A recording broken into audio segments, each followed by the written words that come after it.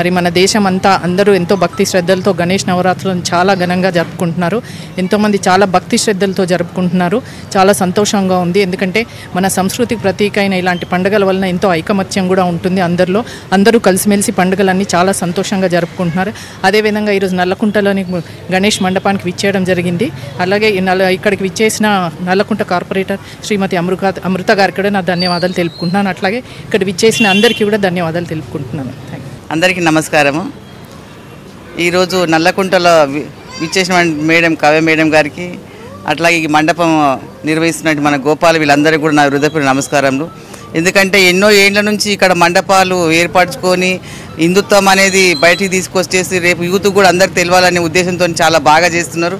ఇక్కడ తెలంగాణలో కానీ ఆంధ్రప్రదేశ్, తెలంగాణలో ఎక్కడ చూసినా వైభవంగా బాగా జరుగుతున్నాయి వినాయక చవితి సంబరాలు. ఇలాగే ప్రతి ఒక్కరికి రేపు రాబోయే పిల్లలకు కూడా ఇవన్నీ